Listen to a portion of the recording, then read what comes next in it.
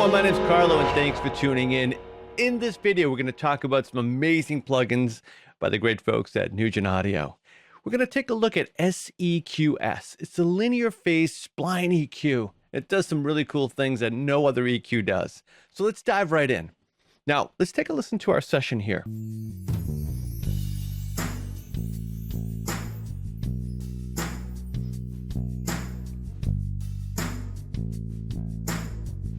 So what do we got? We've got a lot of percussive elements, some drums, and some bass guitar we're listening to right now. Now, what a spline EQ does, it allows you to take advantage of the natural curve, makes things sound more smooth and natural. You can draw in your frequency changes, kind of like painting with frequencies. I'll show you what I mean in a second. Let's start by looking at the plugin interface really quickly. Now, the advanced tab is on. Without this one here, you kind of have more of a clean, easy to get started with view. You have some presets here, great for getting started. For example, kick, maybe we'll try that one. Some bass guitar, maybe we'll try that one too. But let's start with some of the reasons why this is such a unique EQ. Is you see these nodes here? If you wanted to start EQing frequencies, watch how they all blend together. This is the spline effect that goes with the name, Spline EQ.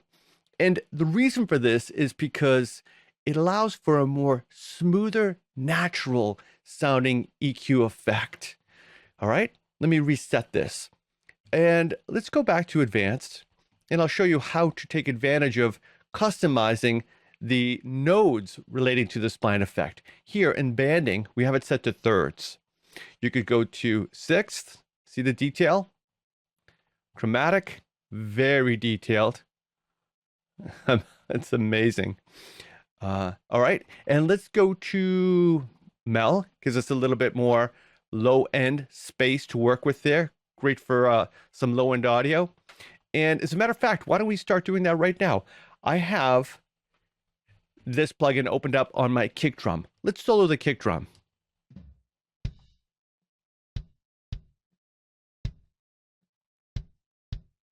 Now, one thing I want to point out, here's our first tip, is what you're looking at.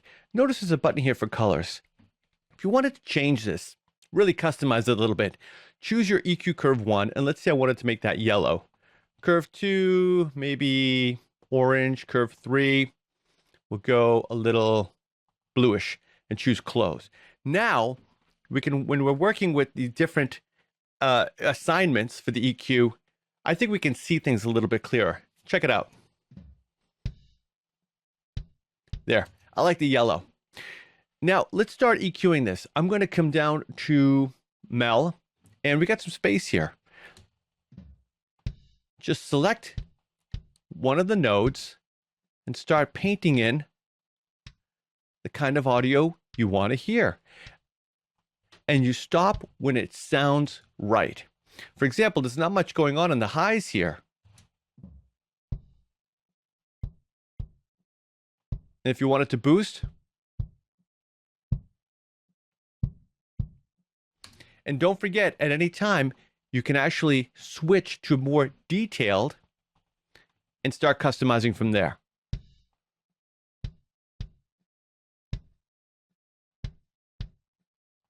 Let's A/B this. Here's before. Here's after. There. Now, obviously, there's a lot of potential when you're working with spline EQs. Let's go to our snare drum, for example. Now you notice the colors went back to default, and that's fine. I just wanted to show you how to customize it. Let's have a little fun now.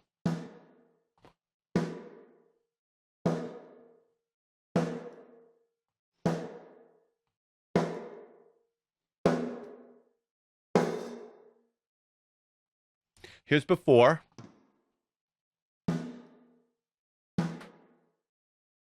Here's after. That's quite a boost there. Really easy to use. Painting with the frequencies, to me, seems more natural.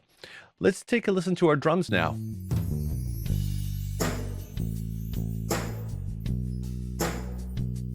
Turn my kick up a little bit.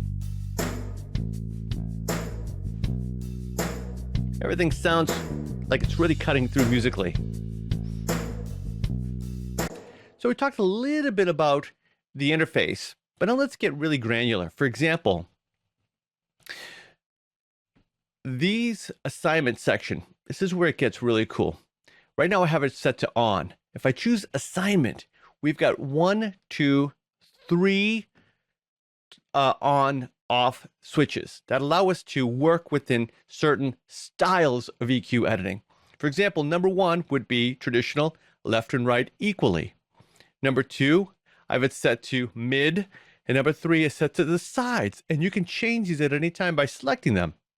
So when I come to EQ2 and turn it on, I know that this is only going to EQ the center of my left and right spectrum.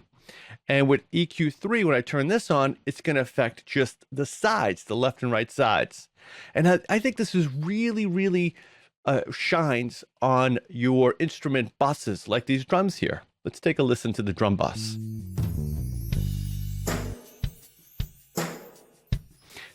Now, right now, I'm working with just the sides.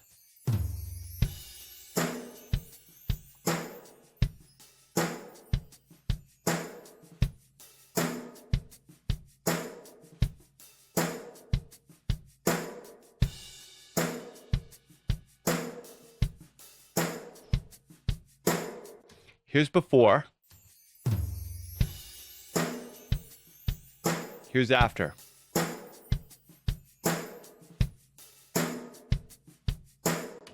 Now, if you wanted to carve some space out in the middle, let's work with just the mid. I'm going to activate it here on channel 2 and activate it on. And now we're looking at just the frequencies in the middle. All right.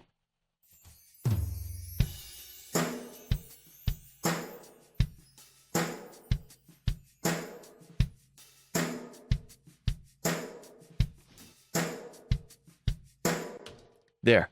Now let's turn them all on. Here. We could see our work overlaying each other.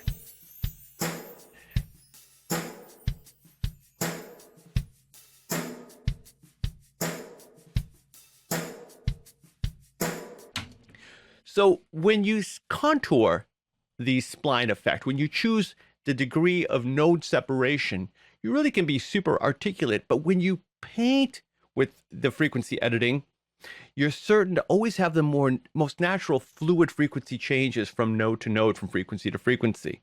And as you can see, we're now EQing the sides, the mid, and we can do left, right individually.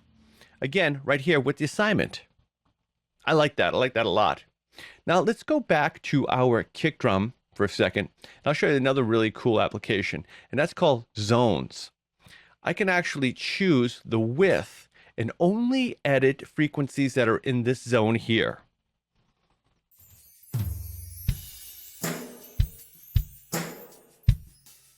But not the frequencies in this zone, but we can adjust it at any time. So this creates like a safety zone for those parameters.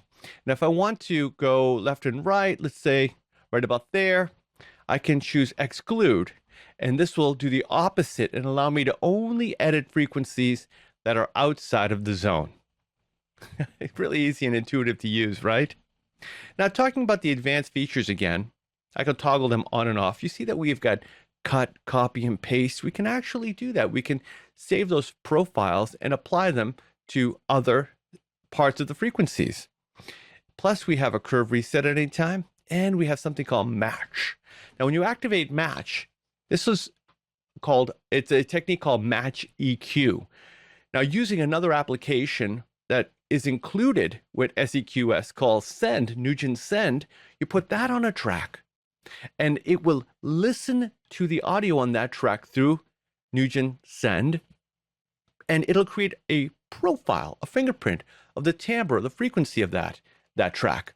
Then you can use that to match it with another track. So let's say I had 2 acoustic guitars and I wanted them to sound a little bit more similar. Well, I could match one frequency from another and then apply that frequency curve to the one that I want to edit and make new again. So that's how we would do this. We would create a new snapshot, We would apply it, record a new snapshot. We've got three areas to save it from, 1, 2, and 3. And then from there, we can save that EQ profile and apply it onto another track, thus matching EQ. So this linear phase spline EQ offers users a unique way to begin editing with an EQ, rather than traditionally putting a note in and creating bells and curves and low pass and high pass filters. Drawing in the frequencies is a really not only fun way, but a creative way to kind of work with the audio in a more unique way, and we use stop when it feels right. Let's go back to our bass guitar here. Let's take a listen to this.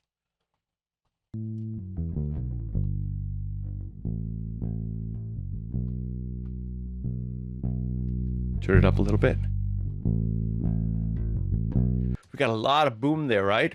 Let's go back to, let's say, Mel, and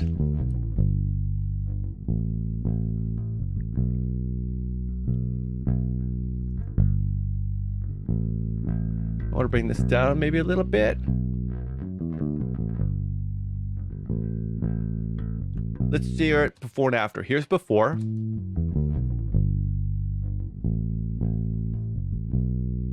And here's after.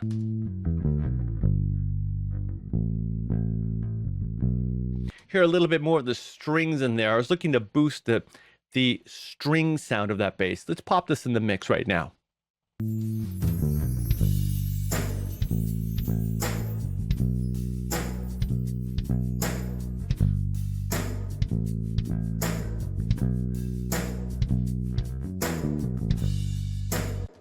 So with that one EQ, SEQ-S, we're able to impart a lot of personal creativity into our audio by painting with the frequencies using a spline curve and the nodes.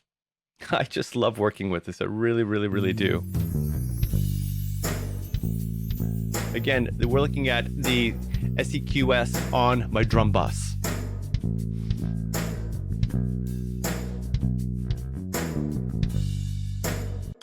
This is just a quick look into what SEQ-S can do for you. Hopefully you can begin to see the benefit in using something like this in your own productions. But the best way is to always find out for yourself. Now, another really cool plugin from the great folks at NUGEN Audio is one of my favorites, and that here is called the Stereoplacer.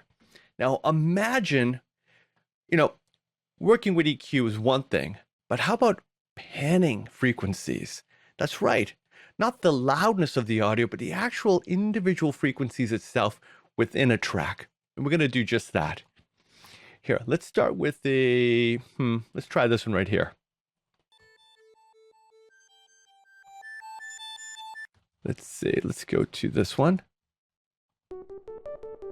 Oh, that's a good one. Let's have a little fun with this. Okay. So you can see I was having a little fun with that in advance. What this is going to do is allow you to target frequencies and pan those. Unlike using amplitude to create differences, we're going to create differences with frequencies. Really easy to use. Now you notice we got zero latency, linear phase, and HQ. I traditionally leave it on linear phase. With delay compensation and the speed of computers today, I find that it's best to, utilize these built-in features because I want things to be linear phase, so they're tighter and more accurate sounding. Now, one tip I'll give you right now here is analysis. Without this, the graph isn't really showing me much. But if I activate analysis, it's going to begin giving me nodes of audio sources to begin starting with. So check it out. When I grab a node and pan it down, it's going to the right. Here it says right 87. If I want that frequency to only come in the left ear, I drag it up. L86, see that? So this would be the left ear, dragging it up, and this is the right ear, dragging it down. All right, let's have a little fun. What I want to do is, even though this is a stereo track, there's a lot happening in the center. I want to make room for my vocals and bass guitar and kick and snare. So I want to pan the frequencies, not the loudness of the sound, but the frequencies itself. Check it out.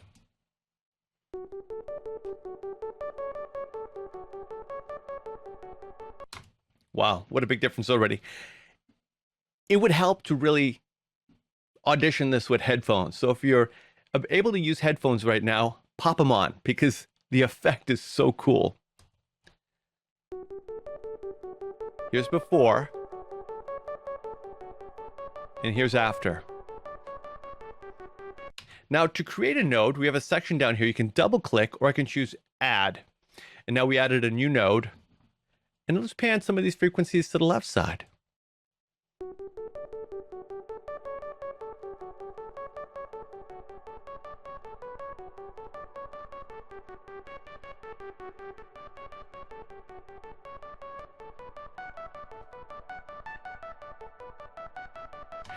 It really does create an amazing separation there. Here's before.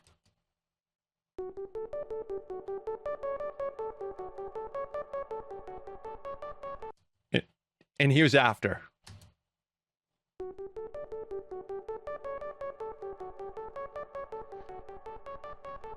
Now, why would I want to do something like this? As I mentioned before, it's really to create space in your mix. We can actually solo these frequencies. Check this out. Let me select this one on the left side and choose solo right here.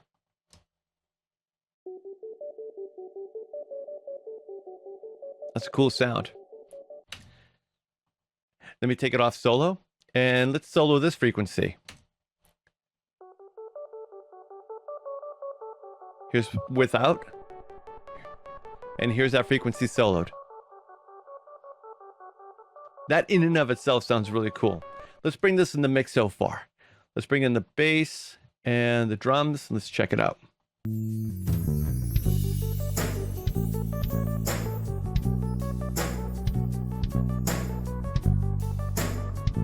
So here's before, Stereoplacer on the synth.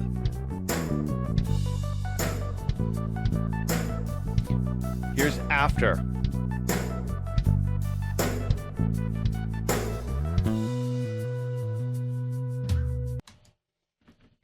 Awesome. Let's do it on one more track because I'm just having too much fun, actually. Let's try this one right here. Oh, great. A nice bed, a nice synth bed. And already you can see it's giving us information to get started with. Let's start panning some of this.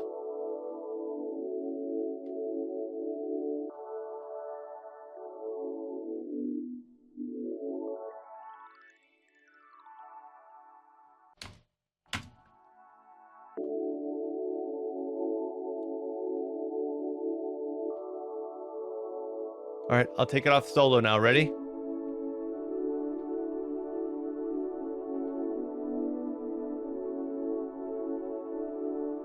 Here's before. A lot of center energy there. And here's after.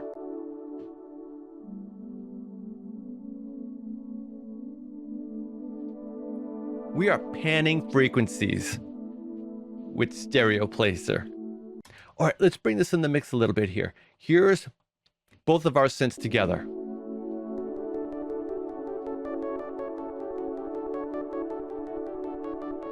Let's bring in the drums and bass.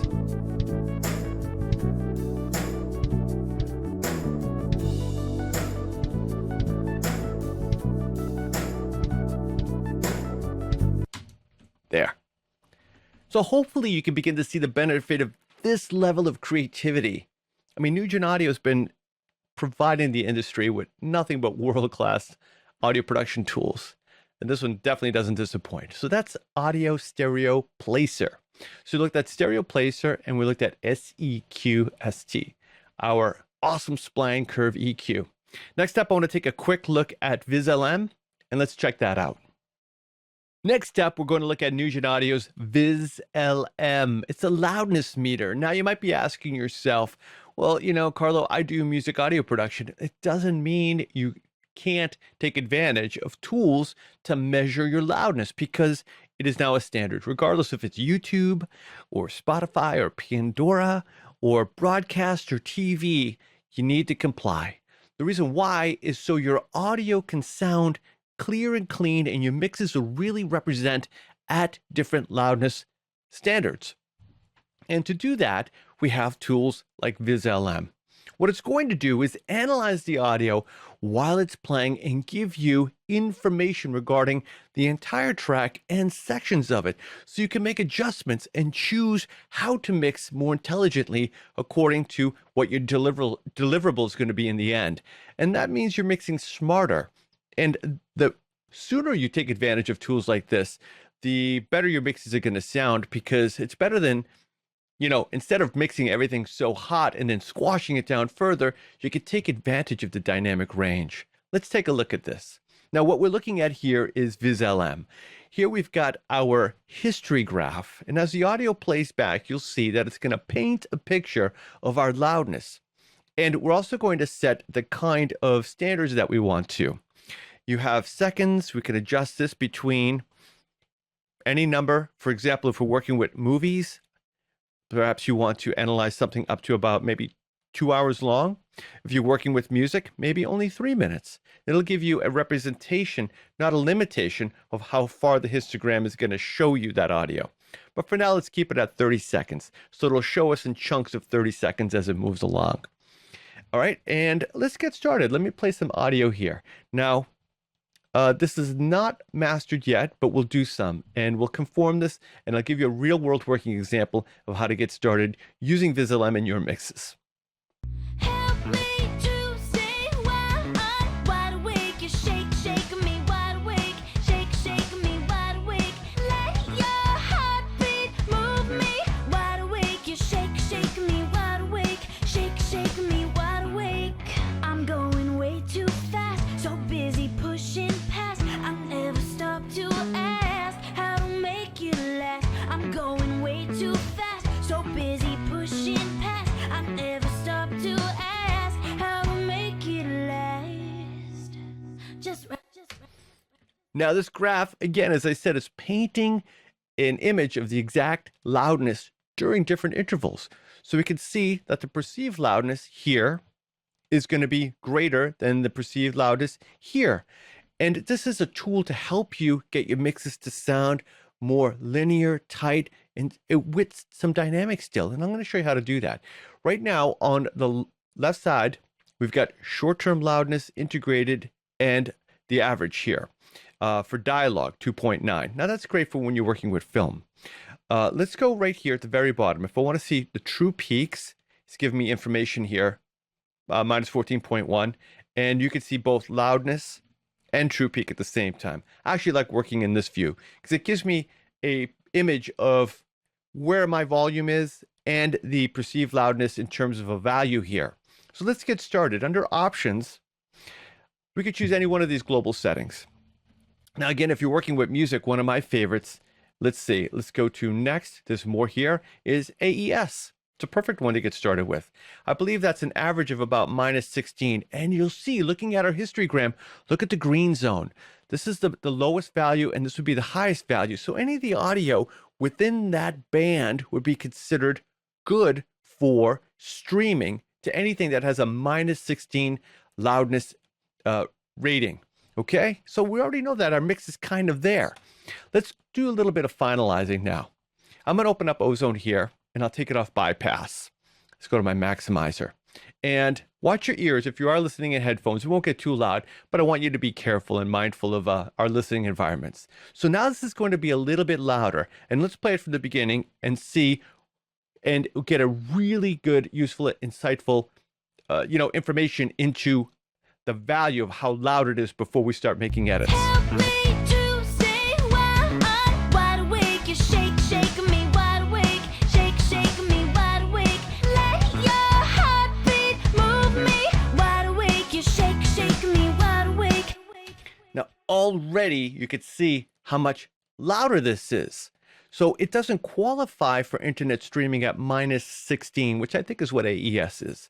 So this would actually get squashed down further. And we wouldn't be taking advantage of some of the dynamic headroom if we wanted in our mixing. So this is too loud for streaming at an AES standard. Already you can see it's way too loud. So one thing we can do, for example, in ozone here is we can set the threshold and learn. If I activate this and say, minus 14, let's double click on that and I'll say, you know what, I want to make that minus 16. And by entering this, a program like ozone is going to automatically adjust itself to give us an average of minus 16 LUFS, which is a loudness rating. Let's check this out now. Let's reset our histogram. Let me close my options, come here to the X, and let's reset it. And again, watch your ears. It might jump a little bit when it's playing back, but you'll hear that ozone's going to ride the perceived volume, and we're going to try to get this to be perfectly within the green as much as possible. Help me to stay wide awake. You shake me wide awake. Shake me wide awake. Let your heartbeat move me wide awake. You shake me wide awake. Shake me wide awake. I'm going wait. So we're a little bit closer now. We still have some peaks here. Let me reset it and do that again. Help me to stay wide awake. You shake me wide awake. Shake me wide awake. There. So we're getting closer. Let's go back to our mastering application. It could be whatever application you want to use. Let me double click on this and I'll go to minus 17, hit enter, and let's lock that in. And let's reset this and let's check it out. Help me to stay wide awake. You shake me wide awake. Shake me wide awake. Let your heartbeat move me wide awake. You shake me wide awake. Shake me wide awake. There. Now look at my short-term value, minus 18, and my integrated, minus 16.9. Spot on. That's 17. So that would be a great standard for streaming at an AES standard of about minus 16. You see, everything is kind of conformed within this green area. It may peak a little bit like that, but if I wanted to, I can come back to your mastering application. You could also alter this with dynamics or the good old-fashioned volume slider a little bit. Either way is up to you, but we want to focus on the measurement standard. And this is exactly the kind of tool that's going to help you achieve the streaming standard that you want for your mixes. Because when you deliver this to a streaming service like Pandora, Spotify, or YouTube, you want it to sound great. You want to do the work, the mix. You don't want their algorithms to crush it for you. And that's also something you want to keep in mind. They're going to use anything to just squeeze it into a certain, streaming zone. Well, why let them decide when you're the creative here? It's your mix. You're in control. You can start conforming your mixes for these streaming standards and take advantage and maintain the quality throughout. This is the exact program that people are using in the industry today, professionals all across the world. And you wonder why their mixes sound great when they're streaming. It's because they're using tools like this to identify areas that they need to get their mix to fit just right so they can still sound loud, but sound great. And that's the real advantage right there.